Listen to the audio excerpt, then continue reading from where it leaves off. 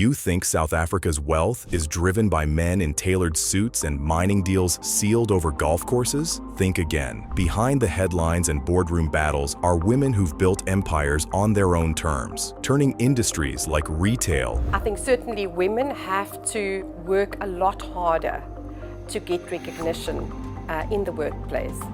But I think it is also about approaching things. Media, real estate, and energy into personal gold mines.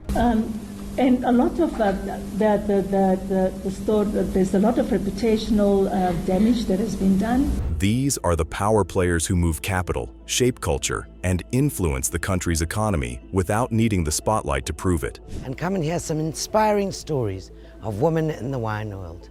Looking forward to seeing you there.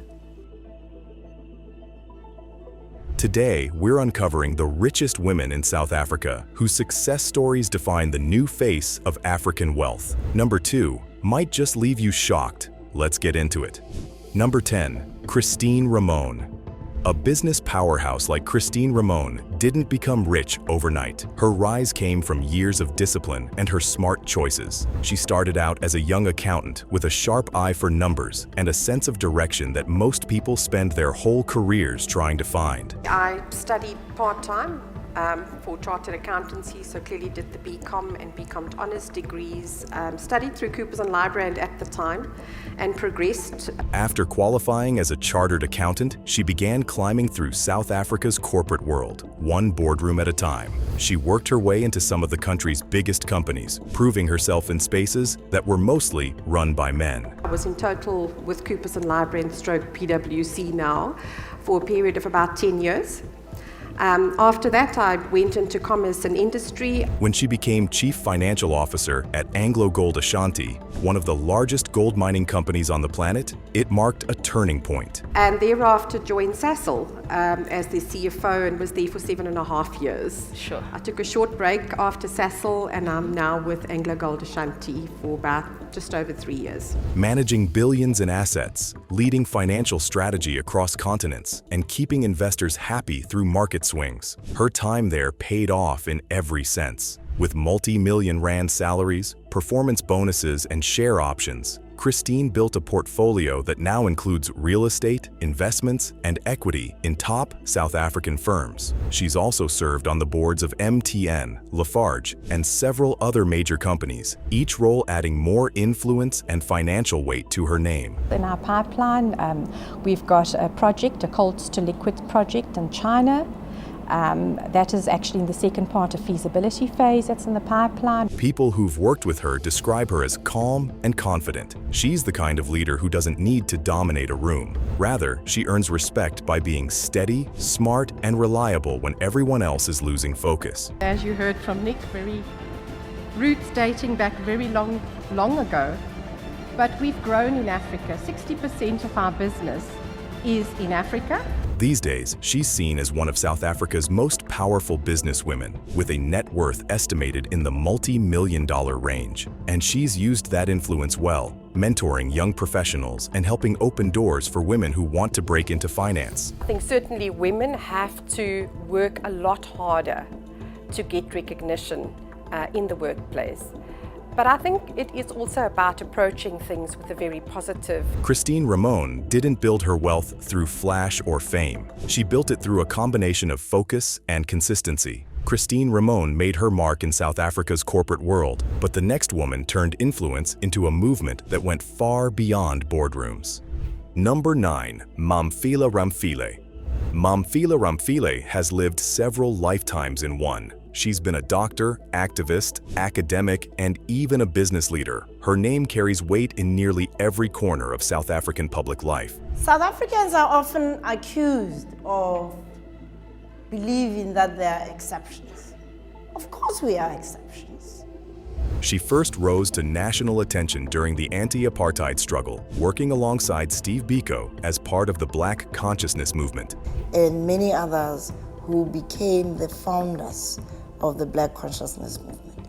At that time, They were in the Student Representative Council of the university. While many were driven by politics, Ramphele combined activism with intellect, turning her fight for justice into a lifelong mission to educate, reform, and build. People are living under conditions of poverty, of social dislocation and family disintegration. Her academic journey began with medicine, but her curiosity and leadership pushed her far beyond the clinic. She became one of the first Black women to serve as Vice-Chancellor at the University of Cape Town, breaking barriers that had stood for decades. She modernized university policies, improved inclusivity, and created space for younger scholars to thrive. Because it is not utilizing the majority people who are women. Women are more than 50% of the population. And the idea that after our recent election, her leadership style made her one of the most respected voices in higher education. Her influence didn't stop there. Ramphele joined the World Bank as a managing director, overseeing global programs focused on sustainable development and social reform. That position came with power, prestige, and serious pay. Combined with her later roles in corporate boards, investments, and advisory councils, she built significant wealth over the years. in the 1970s, we fought for freedom and dignity, for the right to be who we were. Her net worth now sits comfortably in the multi-million-dollar range, but Ramphele never drifted too far from public service. She co-founded the political platform Agang SA, aiming to clean up governance and promote accountability in South Africa. And while her time in politics was brief, it showed her commitment to using influence for reform rather than comfort. Men and women, urban and rural people, are yearning for a political platform that can put our country first. Today, Ramphele continues to write, speak, and consult globally. She's built her fortune through leadership, intellect, and conviction rather than commerce or celebrity. For as long as we make criticizing this kind of behavior a holy cow, it is a holocaust by any definition. She'll remain known as a woman who refused to stay in one lane and instead mastered them all. If you appreciate this kind of deep dive content, take a second to like the video and subscribe. Over 99% of viewers watch without subscribing. It costs you nothing, but it helps us a ton. Thank you. Now, back to the countdown. Number 8. Nonhlanhla Mjoli Mancube. Nonhlanhla Mjoli Mancube built her name through grit, strategy, and a rare mix of business intelligence and social conscience. So they need that professionalization of what they're doing, because the moment you professionalize, then you can access the private sector, you can access government, you can access anyone you want. But if you are not professionalized... She's one of those women whose influence you can feel across multiple sectors like housing, banking, construction, and policy. The impressive fact is that she's managed to turn that influence into real wealth and long-term power. And they always said that whatever you do is got to a broader benefit for humanity. My mom would say there's no way God would have brought you into this world in order for you to have a big car and a big house. Her journey started in the public sector, working on housing and development projects in post-apartheid South Africa. She later became a special advisor to the presidency on issues like economic development and women's empowerment, helping shape national policies that opened doors for thousands. But what truly set her apart was how she balanced public service with private enterprise. Mjoli Mancube founded Mjoli Development Company, a firm focused on housing and infrastructure projects, and she chairs several other successful ventures, including Ezico Investments and the Alpha Network for Women. My family is the most important thing in my life, and I'm even reflecting and seeing what else can I do more to make sure, because in the final analysis... Her companies have handled multi-million rand contracts, from large-scale urban development to renewable energy projects. That entrepreneurial spirit made her one of the most recognized Black businesswomen in the country. She also served as a board member for major corporations like Capitec Bank and Pioneer Foods, earning her a reputation as a sharp strategist and a voice for transformation in spaces that once excluded Black women entirely. Unless we do something, all of us, intergenerational poverty will never end. The cleverest among us are only where we are because someone took us by the hand. Those executive positions and shares in major companies significantly boosted her net worth, estimated to be in the multi-million-dollar range. Despite her success, Nonhlanhla remains focused on social upliftment. She's invested heavily in mentorship programs for women entrepreneurs, championing access to finance and leadership roles for the next generation. And this woman who had read a lot about my bio in the US, who's ex-South African, phoned me and said, Nhlanhla, have you thought of doing this program? Nonhlanhla Mjoli Mencube stands as one of South Africa's most quietly powerful women, commanding respect, not through noise, but through the results she delivers, year after year. Nonhlanhla Mjoli Mencube built her empire with strategy and grit, but the next woman turned power and elegance into her personal brand. Number 7. Judy Dlamini. Judy Dlamini is the kind of woman who redefines what success looks like. She's one of South Africa's most accomplished businesswomen, with her influence stretching from the corporate boardroom to fashion, publishing, and philanthropy. The things that have made me who I am are the things that drive what I do. I saw someone who looked like me being something, therefore I became. Before she became a boardroom regular, Judy was a medical doctor. She studied medicine at the University of Natal and built a solid career before pivoting to business. She went on to earn an MBA, a doctorate in business leadership, and later a PhD in business administration from the University of Pretoria.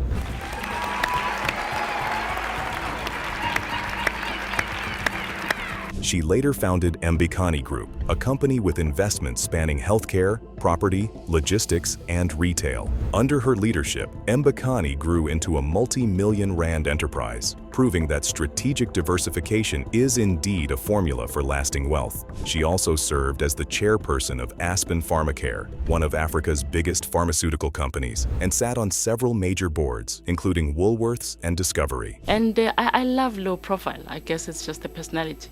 Maybe it's the medical training. You know, doctors are more a one-on-one people than, people who love the podium. Those roles helped build her fortune and solidify her as one of the most trusted voices in South African business. Outside the boardroom, Judy Dlamini is deeply committed to women's empowerment. Her book, Equal But Different, shines a light on the barriers faced by women in leadership, and she's spent years funding scholarships for young girls across the country. A fearless leader has the humility to own up to her mistakes. She takes difficult decisions. Her estimated net worth runs into the tens of millions. But what makes Judy stand out is her balance of intellect, style, and vision. She's known for her polished presence and calm authority, the kind that turns heads without trying. And I didn't play because I think I was just this boring kid who wanted to learn. So instead of playing, I started using my slate also, to do what they were doing. From the clinic to the C-suite, Judy Dlamini built her empire through education, persistence, and a mindset that refuses to settle. Judy Dlamini mastered the balance between business and influence, but the next woman took family wealth and turned it into a powerhouse portfolio that still dominates South Africa's corporate scene. Number 6. Elizabeth Bradley. Elizabeth Bradley is one of South Africa's quiet billionaires, the kind who doesn't chase the spotlight but holds some of the most powerful financial stakes in the country. She's a businesswoman whose name might not dominate social media, but her investments tell a story of serious wealth, strategy, and longevity. Born into privilege, Elizabeth is the daughter of the late Albert Wessels, the man who brought Toyota to South Africa. That move alone laid the foundation for one of the biggest automotive fortunes on the continent. When her father passed away, Elizabeth inherited a significant portion of the family's stake in Toyota South Africa, which later turned into a windfall when the company was sold to Toyota Motor Corporation in Japan. But she didn't stop there. Elizabeth turned that fortune into a diversified empire. Through her investment company, Wesco Investments, she built stakes in some of South Africa's top corporations, including Standard Bank, Sasol, and Absa. She's also served on the boards of these major companies, helping shape decisions that move billions of rand across sectors. Elizabeth's estimated net worth sits at over $150 million, though some reports suggest it could be much higher when her private assets are included. Unlike many of her peers, she keeps a low profile. Rarely appearing at public events or in interviews, her wealth moves quietly through boardrooms and holding companies, where influence speaks louder than words. Beyond her corporate life, Elizabeth has supported education and business development initiatives in South Africa, focusing on sustainable impact rather than showy gestures. Elizabeth Bradley built her fortune through sharp investments and legacy leadership, but the next woman on our list inherited her wealth from a real estate empire and used it to cement her place among South Africa's financial elite. Number 5. Sharon Wapnick.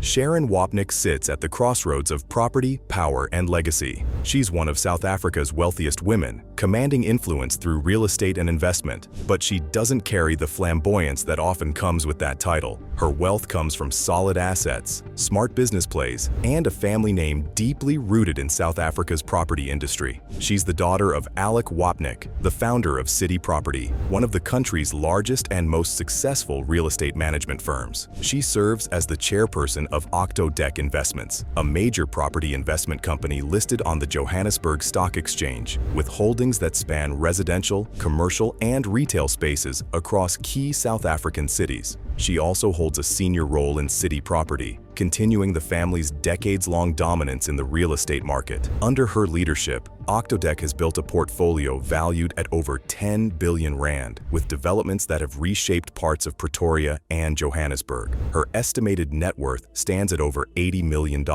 much of it tied to real estate assets, and her shareholdings in the listed companies she helps run. But what makes Sharon stand out is her discretion. She keeps her life firmly private, preferring to let her business record speak for her. There are no flashy cars or lavish interviews, just results that keep her name at the top of South Africa's business elite. In an industry where fortunes rise and fall overnight, she remains one of the few who mastered the art of growing quietly and winning big. Sharon Wapnick made her mark through real estate and strategic holdings, but the next woman's success was forged in the mines. Number 4. Bridget Radebe. Bridget Radebe is South Africa's original mining queen, a businesswoman who dug her way into the upper tiers of the country's wealth and power. She built her fortune from the ground up, quite literally in the mines, and turned it into one of the most respected empires in the male-dominated world of mining. Really just the barriers, but also the celebrations in terms of some of the areas of successes. But of course, joining us now is a founder of this all-important. She started her career in the 1980s, working as one of South Africa's first black female mining entrepreneurs during a time when the industry was heavily restricted and dominated by white-owned corporations. With grit and persistence, she founded Macau Mining, a company that went from small-scale operations to owning and managing lucrative mining interests across platinum, gold, and chrome. Her company became one of the few black-owned mining businesses to break into the mainstream, securing multi-million-dollar contracts and partnerships with some of the biggest players in the sector. Bridget's estimated net worth is over $100 million, though some reports suggest it could be higher given her private holdings and investments. Her wealth comes not just from mining, but also from real estate, energy ventures, and a range of strategic partnerships. She's known for her strong voice in business policy and empowerment, often speaking out about fair representation and opportunities for black entrepreneurs in South Africa's mining and energy industries. Her influence stretches beyond business. As the wife of Jeff Radebe, a prominent South African politician, and the sister of billionaire Patrice Motsepe, Bridget is part of one of the country's most powerful families, but her achievements stand on their own. She's been recognized globally for her role in shaping South Africa's post-apartheid economic landscape and continues to serve on boards and advisory panels pushing for inclusive growth.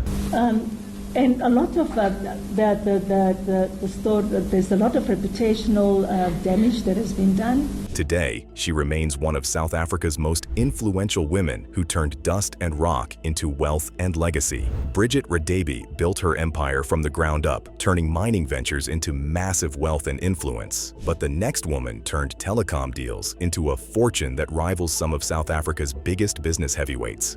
Number 3. Irene Charnley. Irene Charnley made a habit of turning complicated deals into practical outcomes, and she built a career on getting things done. She started out in union work with the National Union of Mine Workers, negotiating for workers' rights and learning how power and money actually moved in South Africa. We've come a very, very long way.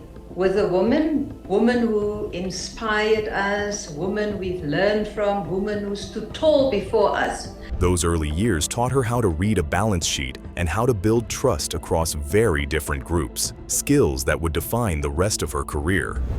So as we tackle today's topic of what does equal look like and gender equality in South Africa, her move into business wasn't accidental. Irene took a role at MTN during a period when the company was expanding fast. She helped lead market entry strategies and pushed for broad ownership schemes that put ordinary South Africans on the share register. We are offering high-speed internet access to our customers.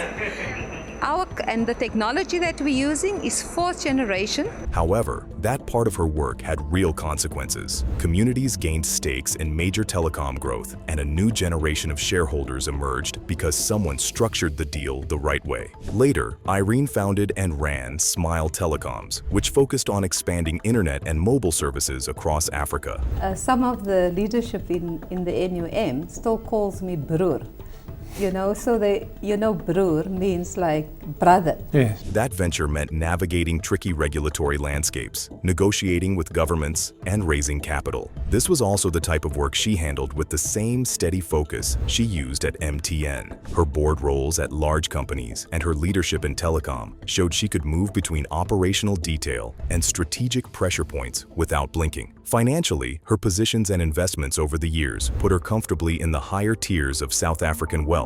Estimates vary, but her net worth reaches into the hundreds of millions of rand. She holds stakes and board seats that produce steady income, and her career has produced opportunities to invest in projects that compounded over time. People who know her describe a practical leader who values impact over applause. She's direct, pragmatic, and prefers hard results to showy presentations. That approach won her respect in corporate circles and made her a trusted name for boards looking to expand or restructure. Irene Charnley built influence by connecting labor experience with corporate strategy. She helped shape major telecom expansions across the continent and used her positions to open ownership and opportunity for others. The outcome of it all was a career that created wealth, influence, and measurable change. Irene Charnley mastered the art of turning corporate influence into personal power, transforming industries along the way. But the next woman's story shows what happens when business meets a retail genius.